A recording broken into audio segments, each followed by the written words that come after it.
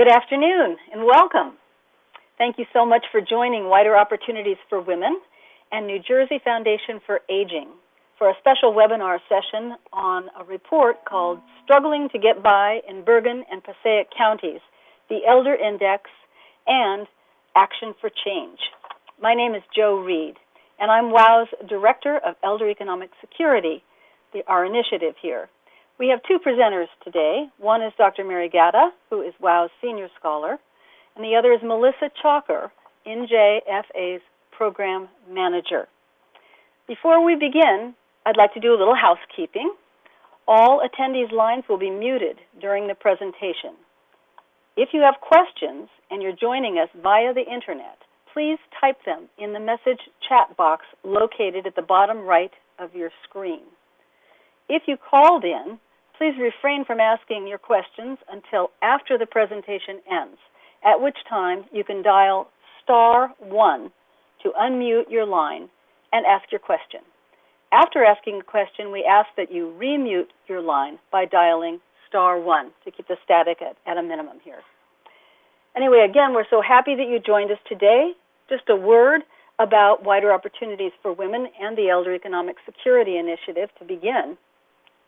WOW is now celebrating our 50th year. We began as a resource for women entering the workforce, and from there we moved into non-traditional occupations, and then our work evolved into advocacy around TANF, unemployment insurance, minimum wage, many other issues of concern to working women and their families. Eventually, WOW developed a combined program of research, advocacy, training, and technical assistance geared towards economic security, again, for women and their families. The Elder Initiative was launched about 10 years ago as WOW expanded its view to look at economic security across the lifespan. The initiative aims to raise awareness of the financial challenges faced by seniors and bring attention to their needs. We work with partners at national, state, and community levels to shape policies and programs to strengthen the economic security of older adults. One of our most engaged and effective partners, in fact, is the New Jersey Foundation for Aging. And today, we're going to first hear from Melissa Chalker, who has served as the program manager at NJFA since 2008. Melissa has a master's in social work and lots of great experience. So I'd like to turn it over to Melissa to begin. Oh, by the way, before we start, let me correct something I said earlier. The chat screen is at the bottom left of your screen, not the bottom right. Sorry about that. Melissa? Thanks, Jo. That was a lovely introduction, and thanks for organizing this and getting everyone on board. As Jo said, my name is Melissa Chalker, and I am the program manager at the New Jersey Foundation for Aging. The New Jersey Foundation for Aging was established in 1998, and we do have a mission to support and promote innovative programs and public policy that enable older adults to really live and age well here in New Jersey. So today we're just going to go over briefly what the Elder Index is and what it can do. So basically the Elder Index provides important new information to illustrate the basic costs seniors face and how their financial security is affected when their life circumstances change. It offers educational tools for elders, family caregivers, baby boomers, and young workers to help prepare. So it can be a good tool for preparing for retirement. It also provides a framework for analyzing the impact of local, state, and federal public policy programs, as well as touching on areas such as housing, retirement, security, health, long-term care, and taxes. It also can be used as a counseling tool for those that work with seniors and an ability to help them determine what their income supports are and what additional services they might need. It also serves as a foundation for developing a state policy agenda and a platform for engaging in statewide advocacy. So the goals of the Elder Index are to shift the dialogue from one of deprivation and poverty to really talking about economic security and what it means to be economically secure. And also, one of the other goals is to determine how well public policies can really help seniors fill any income gaps that they might be facing, and also to evaluate the ability of income support programs to help move people towards economic security. As Joe said, the Wider Opportunities for Women has been working on this project for quite a while, and the New Jersey Foundation for Aging joined this work in 2008 to bring the Elder Index to New Jersey. So the components of the Elder Index are looking at the basic costs for housing. So this is rent or mortgage, which includes property taxes, utilities, and other costs that would go into securing safe and adequate housing. Food is based on a basic meal plan, so no fancy dinners out, just what it costs to buy and prepare food at home. Transportation, here in New Jersey, the index looks at the cost of using a private car, so the maintenance, gas, and things that go into that. Healthcare is another component of the index, and the numbers we'll be looking at today are assuming good health for the person whose cost this would reflect. That includes a Medicare premium, a Medigap policy premium, and also any out-of-pocket costs. And there's also a miscellaneous category to cover things that don't really fit into those other categories, like new socks and things like that. So the findings of the New Jersey Elder Index research are that 25% of New Jersey's elders are relying solely on Social Security as their income. Those numbers are that the average Social Security in New Jersey for a woman is just under $15,000 a year and just over $19,000 a year for a man. The average expenses for a single elder renter in New Jersey is $27,960. Now that includes those 5 components that we just looked at. So that's the annual average annual cost here in New Jersey for a single renter. The average expenses for a couple renting are $38,200 a year. So 42% of all single elders and elder couples in New Jersey cannot cover their basic expenses is another factor that we found in the New Jersey Elder Index research. So this is a look at what we call in the most recent report the demographics piece. So originally in 2009 when we did the report, it looked just at the cost of living for seniors. So in 2012, we were able to partner with Legal Services of New Jersey to help us to come up with these numbers, which reflect those seniors who are struggling in New Jersey to cover their basic expenses. So you can see that the total number of seniors, and this is only including folks in a single or 2-person elder household because that's what the index looks at. So what we're looking at is there are 592,729 individuals in single and elder households who are 65 and over, and we're looking then at 252,470 of them who are below the elder index, which is that 42.6% of seniors who are having trouble making ends meet. So that is based on looking at these numbers, which is the statewide elder index numbers. So you can see that that single renter number that I told you about, that $27,960 a year that they would need, and how that breaks out in each of those components that we talked about earlier as well. So you see that the lowest cost really is looking at an owner without a mortgage, and then the highest being an owner with a mortgage for an elder couple. Some of the things that we like to point out here is that most of these costs, whether you're a single or an elder couple, really remain just about the same. The biggest jump we really see is in health care because when there's a 2-person household, you're paying double based on your Medicare premiums, each of you paying an individual premium, and that's getting you to that $884 mark per month for an elder couple. Obviously, the other biggest cost here that seniors are facing is their housing. As you can see, that is the largest expense that they have throughout the month. So this is just a chart to show you kind of what we're talking about here in that gap that I referred to earlier. You can see that benchmark of economic security being that $27,960, which they need to live adequately in New Jersey as a single renter.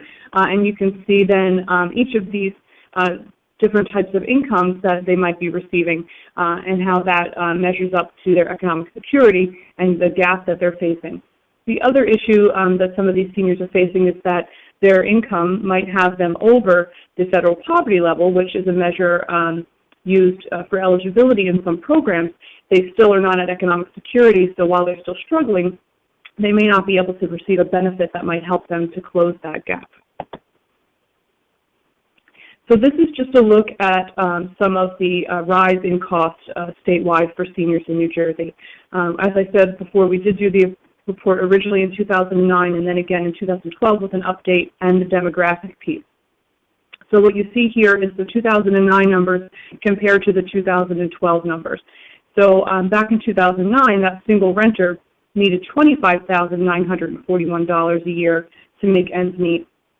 And now in 2012, what we had in that report was the $27,960. So that's an 8% increase for those seniors in that situation. You can see that the increase goes as high as 11% for owners with a mortgage. And so that's quite a big rise in their costs without a comparable rise in their income.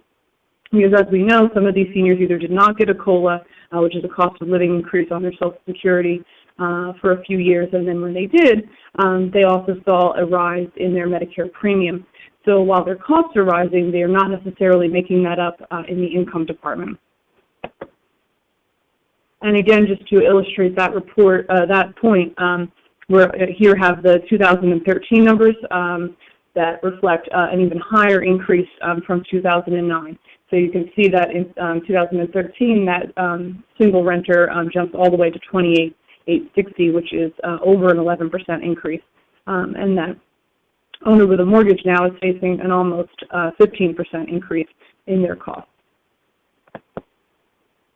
This is just an example of the proportion of expenses. As I said earlier, housing is the biggest expense for seniors, and it's taking up 47% of their budget, while that health care number is at 19%.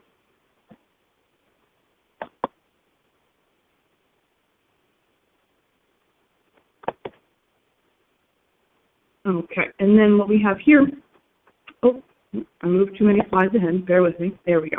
We have a cost comparison of the index per year for a single elder renter in all 21 counties in New Jersey. You can see that Bergen is up near the highest, so the highest costs in New Jersey are in Bergen and Passaic County, with both of them coming in at over $30,000 a year for a single elder renter in that county. And the number of senior elders renting living below the index in New Jersey is also very high in those two counties. You can see Bergen at 81%, as well as Passaic at 78% of their seniors living below the index. Okay. Why won't it go? Guess that's fine. I am having some technical difficulty here. It won't go past slide 13. Oh, there we go. Now we got it. Okay, so the research in Bergen County, to get more specific, again, we're still looking at 25% of our seniors in New Jersey relying solely on Social Security. The difference is that in Bergen County, some of the seniors may be looking at a different Social Security benefit. So for a woman, they're looking at $14,964 annually, and for a man, $19,386 annually. I'm sorry, 68. The average expense, as I said, is over $30,000 for an elder renter in Bergen County, and over $40,000 for a couple in Bergen County. And single renters are more likely to be below the index. So how many single and elder couples are living on the edge of poverty in Bergen County? Well, 43% of them are below the elder index. You can see again that the federal poverty level, there are only 9.4% of them below the federal poverty level, so there is still a gap there in terms of that measure. So here is specifically the Bergen County Elder Index report, and this table is showing you again that those costs for seniors in Bergen County. We have a renter with one bedroom at, again, over $30,000 for the year. Excuse me. And you can see that most of those costs are staying the same, and really what the increase is in housing. And here we're looking, again, at those cost comparisons we did in Bergen County have seniors who were facing as high as a 12% increase in cost. And again, looking at the comparison from 2009 to 2013, having, again, over a 15% increase for those owners with a mortgage. The oldest among the elderly are more economically vulnerable, and that is true statewide as well as in Bergen County. And in Bergen County, single elders are 66.9% of them that are over 75 are living below the index. That's quite a large number. And again, those that are of Black or Hispanic Latino ethnicity are more likely to be below the index, with it as high as 94.5% in Bergen County for individuals that are African American. So moving on to Passaic County, we're also facing similar numbers there, with the average Social Security for a woman actually being under $14,000 a year for a woman and $17,544 for a man, which is lower than the numbers for statewide and Passaic County. I'm sorry, in Bergen County, which we looked at first. The average expenses, again, are over $30,000 a year for an elder renter and over $41,000 for that couple renting. So again, we're looking at the number of individuals living below the index. And again, this is for single and two-person households. You can see there are more than 23,121 seniors over 65 in Passaic County, but that is the number of them that are measured here as a single and two-person elder household. And so we're looking at 48, almost half of the seniors in that county, in that category, are living below the index. Again, we're looking at the Passaic County Elder Economic Index, and again, the highest cost and the increase from the statewide chart is their housing, while some of those other numbers are remaining the same as they were when we looked at the Bergen County chart.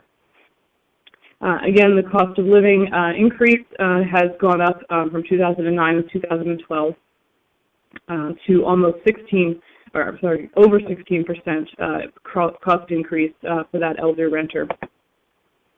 And of course, the costs continue to go up, as in 2013 is reflected here, where we have a 20% increase for that renter and a 15% increase for a couple who's renting. And nothing changes here again in Passaic County compared to statewide and Bergen County. We are still looking at those who are the oldest among the elderly as being more economically vulnerable. And we know that that is partially because they are continuing to see that cost, increase in their cost without an increase in their income. And so they've sent down assets and savings, and they're facing quite a larger gap than they might have been a few years ago. So there are 65.5% of the seniors in Passaic County in single and two-person households who are living below the index over 75. And again, we are looking at higher numbers for those who are Black or Hispanic or Latino in Passaic County being below the index. Women are also more likely to be below the index, and those women living alone in Passaic County there are 66.5% of them who are below the index. So again, we're looking at a group who may have had an absence of work outside the home, may have had brief periods of not working, a position where they were putting into the Social Security system, and therefore their benefit may be very small, and they may be facing a disparity there in terms of having a larger gap than other folks. So renters are also more likely to be below the index, and this chart reflecting Passaic County shows you that renters living alone have 78.4% of them are below the index in Passaic County. And you can see how that goes down, where an owner with a mortgage living as an elder couple, 29.7% of them are unable to make ends meet and are living below the index. So if we look at the needs of a single elder woman who's renting and is on the average Social Security, which is $14,848 a year, and she's receiving $1,237 a month, she would then be at 53% of economic security. If she applies for and receives the following programs, it would bring her closer to a 79% economic security. That would be food assistance, PAAD, which is pharmaceutical assistance program, medical assistance, such as the Medicare Savings Program, which help low-income seniors to pay for part of their Medicare premium, energy assistance, such as the LIHEAP program and the Universal Service Fund and Lifeline, which is a telephone program. Property tax assistance via a credit would also be of assistance to help her get to that 79% of economic security. The only item that would help her to further close that gap would be if she was able to receive affordable housing. We do have a chart that demonstrates that, showing you where she starts off and where she needs to get to, and that light blue bar at the end. It's really that affordable housing. A subsidized apartment would really push her over the top to get her to reach that economic security that she needs in order to make sure all of her needs are met. So recommendations that we developed out of these reports with help of our stakeholders was to increase access to affordable housing, because as we just saw, that is the only way that people were able to really close that gap is with the help of affordable housing. So any way that we can promote or increase the access to that program or similar programs would be helpful. Support for the provision of property tax and tenant rebate supports, making sure that there are adequate property tax and or supports for those who are renting. An increase to the state supplement for SSI. Individuals receiving SSI are some of the most vulnerable in the senior population. They may have faced long-term disability issues and therefore limiting their ability to earn an income. And in New Jersey, not in every state, but in New Jersey, they do offer a supplement to the federal benefit. And here in New Jersey, it's $31 a month, and it's been that since around 1986. It hasn't gone up. You certainly can get a lot less for $31 today than you could in 1986. But in addition to that, it's really a long time for that benefit to not have been increased, even just slightly, to help people cover, basic out-of-pocket costs for medications or food or things like that. Protecting and widening the access to community-based long-term care and aging-in-place services is something that we developed with stakeholders and recommend advocating for. We are watching closely what happens with the rollout of the managed long-term service and supports here in New Jersey and how that might benefit seniors living in the community.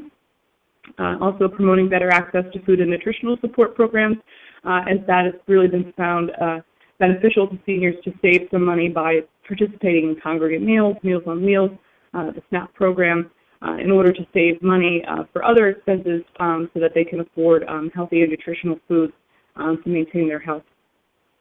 We also really were promoting the use of the Elder Index as a case management tool.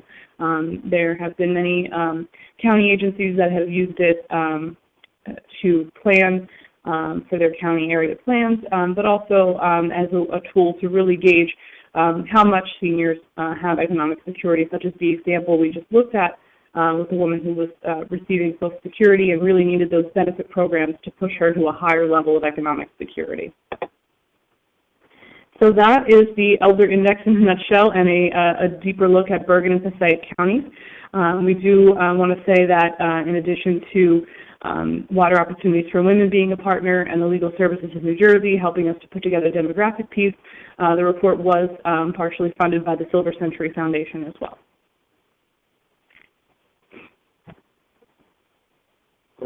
Thank you so much, Melissa, for that very thorough report. If you found yourself galloping along trying to keep up, I recommend that you contact Melissa for more details, and you saw the report was there on the website, and there will be an opportunity for questions at the end of this presentation as well. Now we're going to turn to Mary Gatta, who is the Senior Scholar at Wider Opportunities for Women. She has a PhD in sociology from Rutgers, and she has been WOW's Senior Scholar for the past 5 years. Mary is going to share our newest WOW report focused on Bergen and Passaic counties, which again is struggling to get by, elder economic insecurity in Bergen and Passaic counties. Mary will highlight the main findings of the report, and you can get the full report along with the fact sheets that were produced as part of that project on WOW's website. Mary? Thank you, Jo. Can everyone hear me? So I want to thank you, and as Joe mentioned, the report that we are going to talk about, we released a few weeks ago, right before the December holidays, and the goal of that report is to really highlight the story behind the elder index numbers and statistics that Melissa just presented. I mean, the statistics are very, very grave and powerful. And what we wanted to do is take it to the next step and say, well, what are the stories of the seniors? How are seniors in Passaic and Bergen living day to day? And then how can those insights, right, the lived experiences of those seniors coupled with the powerful elder index and the demographic data inform policy and programs here in the state of New Jersey? So what we did was we spent the past year talking with 76 seniors in Bergen and Passaic counties via a series of focus groups. We conducted some of those focus groups with seniors who lived in subsidized housing, and we also conducted focus groups with union retirees. And we really wanted to do that in order to really get at the depth and diversity of seniors in the two counties. I want to just quickly kind of summarize the main findings and then go into just a little bit more detail on each of them, but I also do want to repeat what Joe said, that our report is available online, the full report, and also some fact sheets that we put together in a kind of a two-page format to make which can be powerful tools in terms of advocacy, sharing with different stakeholders.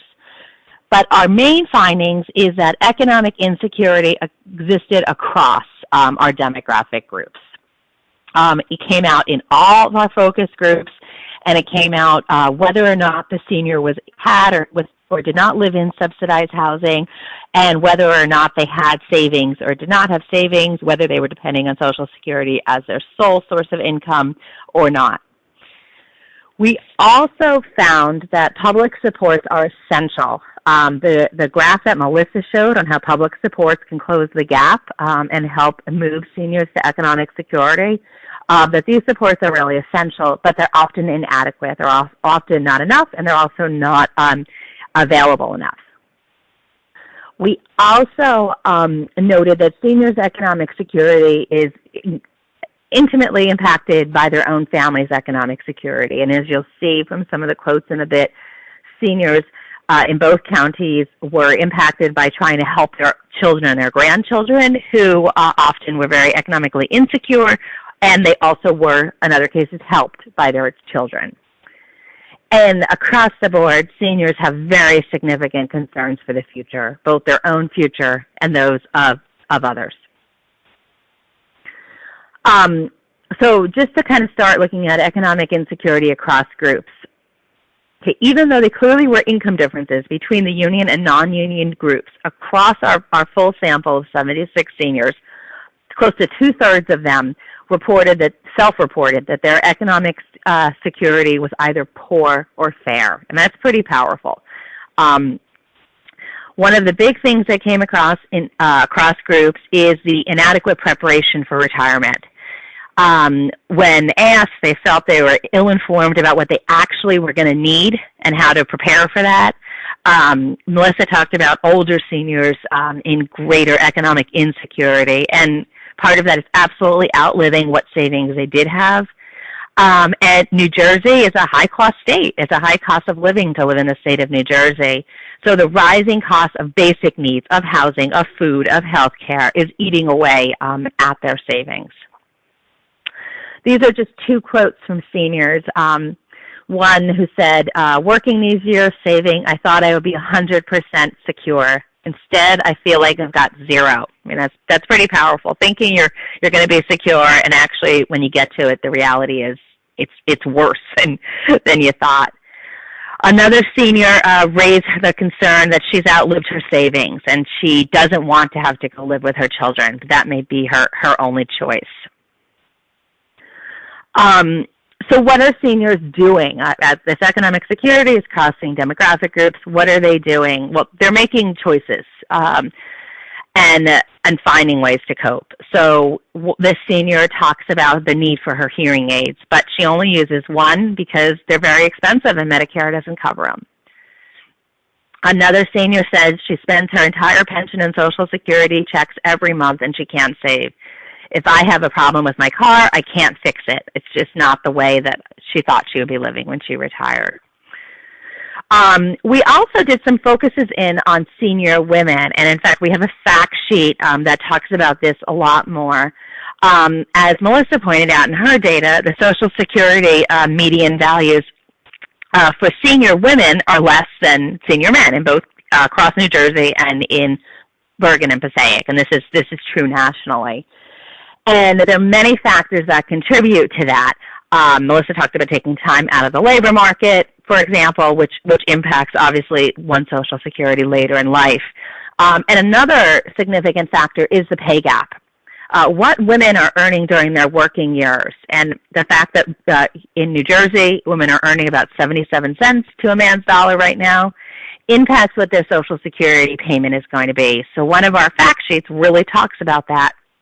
And we had a great example of a woman who talks about how, because she was in a low-paying job throughout her working careers, what she's getting now with Social Security is nowhere what she needs in order to support herself.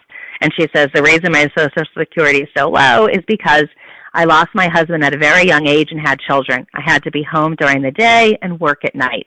So she took a job as a waitress, and you get what you put in. And here it is graphically what that woman experienced.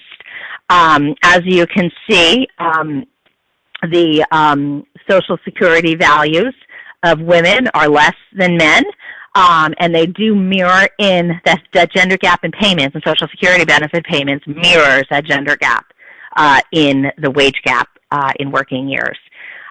So it becomes really important when we talk about work equity in the workplace, and particularly around the wage gap, that we think about those women who are working today. When they go to retire, that gap will remain.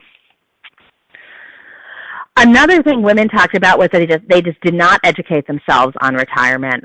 This is a woman who says that she's now embarrassed about the position she's in. She never saved a penny. She didn't need to. She said, I should have used my head. I had whatever I needed and wanted, and I lived a very happy life. No need to save to go to place. We were a couple, and we went. I tell my children, don't do what I did. I'm suffering for it now. I just don't have any savings. I don't know how to save. In this example, her husband became very ill, and the savings that they did have went to his care, and after he passed, she was left without any savings. Melissa talked about that great graph where that light blue line on housing supports and how housing makes a difference. And we saw that across the board. The seniors in subsidized housing talked about they felt very economically insecure, but the ability to have the housing support made it a little more palatable. And housing support matters. It matters to economic security. But one thing we know is that the list is long and there's not enough spots. This person talks about the lottery system, and there were 800 names on it. If you're 800 to be called, it's easily a 10-year wait. I'm visibly handicapped, but there are only 16 accessible apartments, so it's an even longer wait. So the need for housing is significant, it is grave, but the supply in terms of affordable housing is not comparable to the need. Food insecurity was very significant across the board with seniors. This senior who was on SNAP at the time of our focus groups, and I should mention, as we all know, in November and in the current Farm Bill now, SNAP allocations have fallen. So some of the seniors, when we did our focus groups a few months ago, may now be in even a far graver position relative to food insecurity. But this woman talks about food stamps, and then she goes to the market, and food prices are pretty high. So she gets $16 a month, and it's just not enough. Also, another senior talked about the COLA increases on Social Security. She gets them, but they're eaten away. So she says her COLA is eaten away by the copay that she has to pay on Medicare.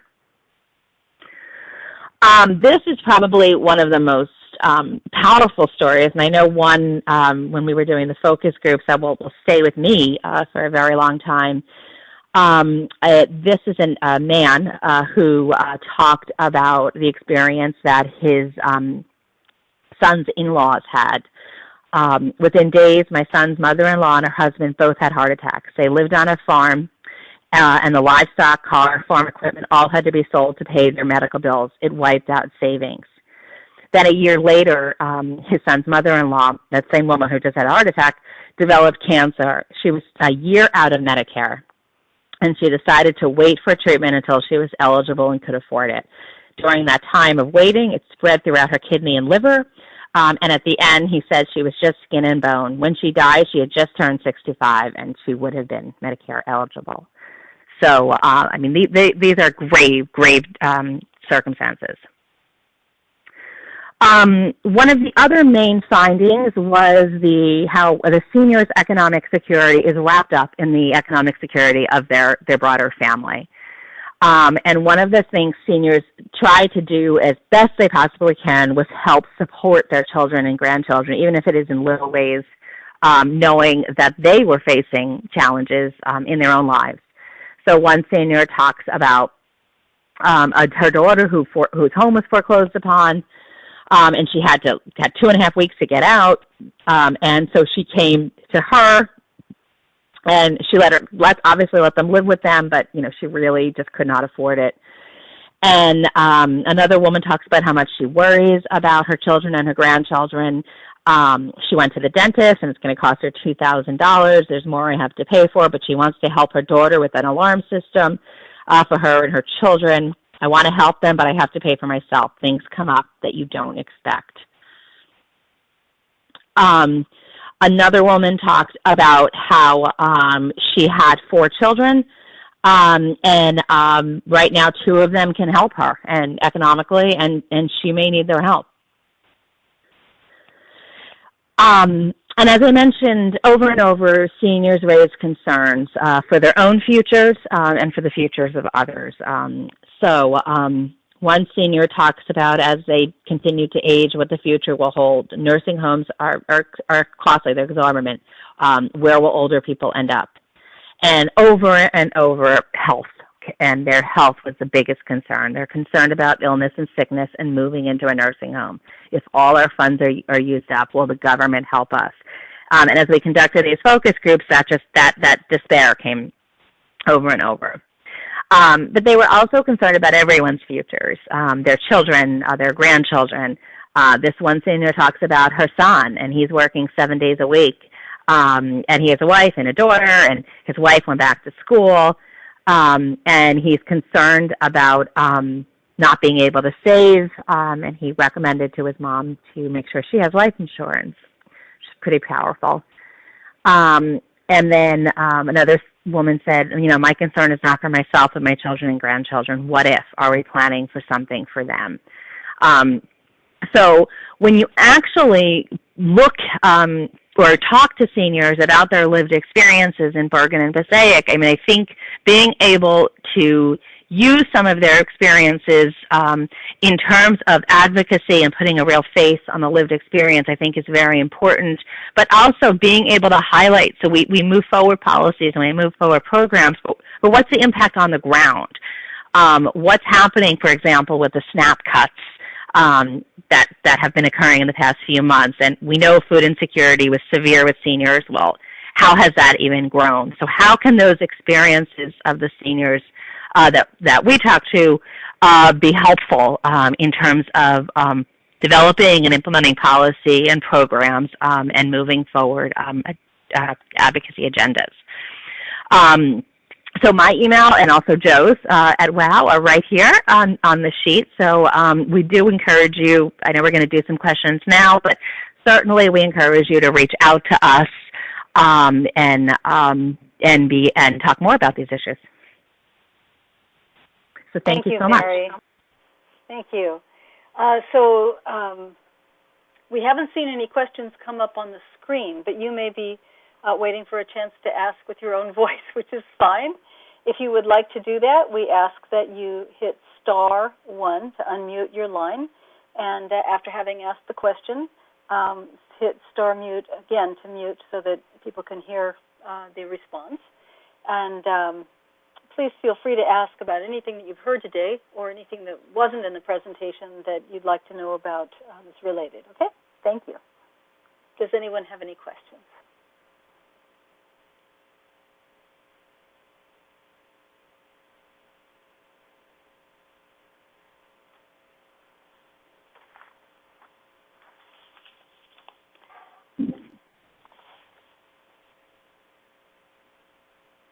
One thing we can add, too, is that the reports are available on www.wowonline.org. And we certainly encourage you to check out the full report. I mean, we're only kind of able to give you a flavor, but to check out the full report and also the fact sheets that we have available. Yes. And I'd like to note also that WOW, and I'm sure NJFA as well, if I may speak for them, are eager to work with folks, like-minded folks, who have a shared concern for vulnerable older adults and would like to work on projects together. So I invite as well any listeners to contact us if you have that kind of an interest. Sally Goodson, AAUW, New Jersey. Hi, Sally. Would be very interested in this. I'm reading and live in the Passaic, Bergen area. I actually live in Essex. Are you coming up with legislative ideas to address some of these inequities? Well, I'll let Melissa respond to that, and I will say that we are indeed working with our partners there to find real policy responses to advocate. And that was part of the reason why NJFA listed some general recommendations at the end. Melissa, would you like to respond more directly to that?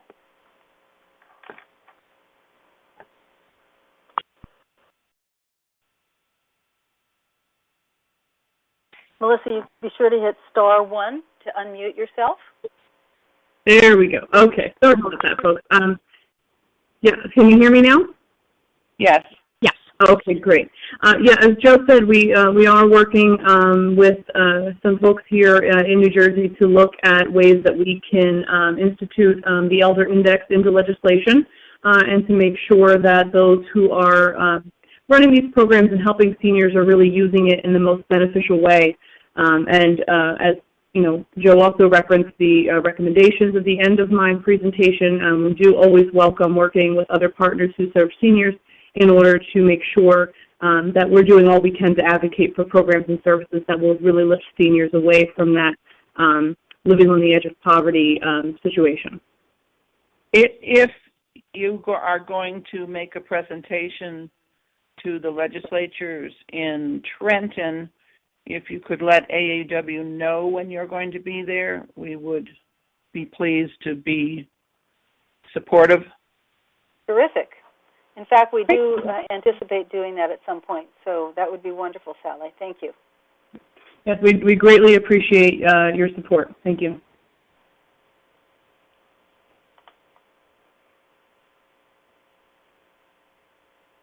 Anyone else have thoughts to share or questions? Another question, and this is more political, and that's because I live in the Essex County area. Are you planning on having the assemblymen and senators from at least the two towns, and probably including Essex is going to be very similar, and talking about these figures to them? I feel confident that we will be doing that, yes.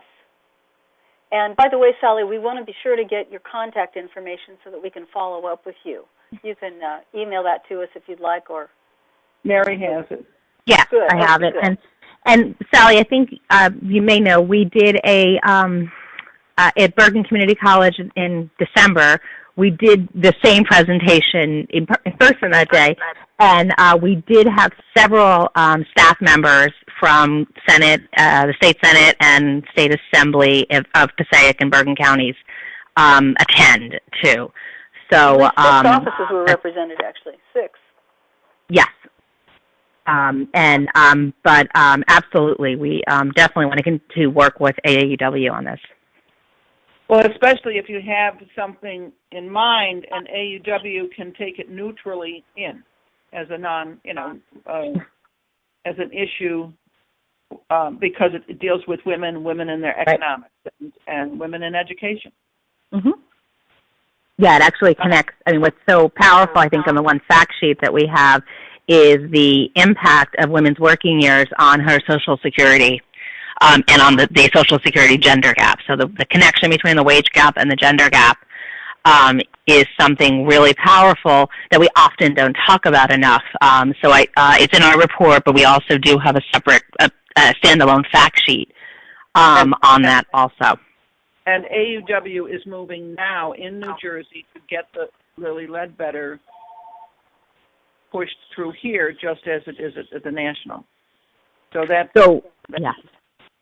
And that fact sheet, I think, would be helpful. I'll make sure I think that you have a copy of that fact sheet, because that would be helpful to use in that. Okay. All right. That's terrific, Sally. Thank you. You're working with national, right? Because I'll talk to them to make sure we have all the information as we move. Right now is the time in New Jersey to start pushing. It's chaotic, which I love when chaos is in government. So that's the time to get things done. And right now, this stuff could be moved. Yes, we do work with the National AAUW, and we partner with them on many coalitions, and so absolutely. And there was a bill that was just sunsetted, so it would just have to be brought forward. Oh, excellent. There's a bill already set, but because they didn't do anything, it sunsetted on January 20th. Mary, you and I don't talk, right? Great. Absolutely. I'd like to note, thank you so much. I'd just like to note that Jean Martin has sent a note to everyone that Meals on Wheels organizations in New Jersey are trying to reestablish their state association, and they're looking for support from our organizations. And I can well imagine that we're all in favor of that. Yeah. This is Melissa again. Jean, I think that's great. I think any way that you can all come together as a group to really advocate for what your service provides, and also stay on top of nutritional supports in general in New Jersey is great. And so we would be glad to be kept informed of the status of that. So please do keep me informed. Thanks. They already have Meals on Wheels in New Jersey. What do you mean? It's a state association that's being formed, apparently. It's what? It's being pared down? No. Maybe she isn't near a phone, but... Jean, I don't know if you can get on and talk about that, but what she's talking about, Sally, is creating a statewide association of all of the groups that provide Meals on Wheels in New Jersey, so that they could all come together as a group. Oh, all right. Okay, because I was the director of the Division on Aging and worked with Meals on Wheels in the city of Newark and then all of the county of Essex. And each place had, they subcontracted. You're saying that the subcontractors would come together. Is that what you're saying? Yes, apparently there's going to be an association formed. It sounds, since it's reestablished, apparently there was one in the past, and it's being reestablished. Okay. Yeah, this is Jean. We have had a problem getting it reestablished, but we're hoping this year to get reestablished and have more of a voice in Trenton. So is that congregate meals and home-delivered meals? It's anybody. At this point, I'm just using the information I have from the Meals on Wheels Association of America. I would probably open it up to congregate meals as well as Meals on Wheels programs. Okay. Again, I'd like that information because my background is I worked with that. Okay. I'm sorry. What you're talking about. Okay, great. I'm sorry, your contact information is? Through Mary Gatta, it's Sally Goodson. Sally, can you put it, actually, I think I probably can. Can you put, I'm going to put your email into the meeting chat so everyone can get a copy of it. Okay. Sally.Goodson@Verizon.net.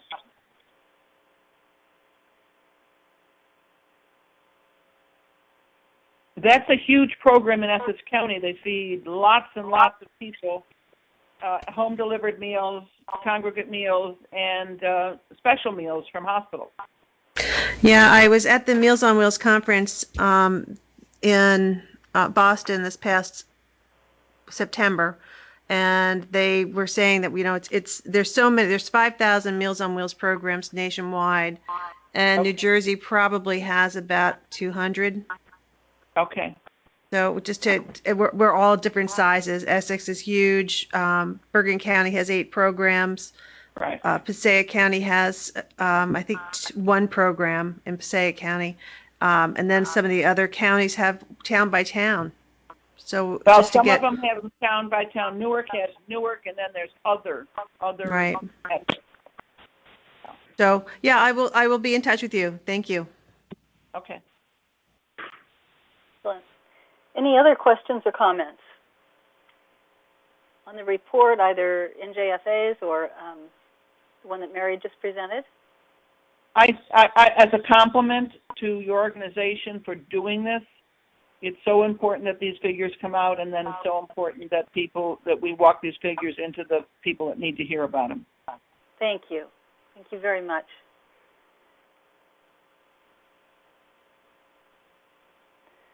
I just want to give one more chance in case there's anybody else who has a burning question or concern they'd like to raise.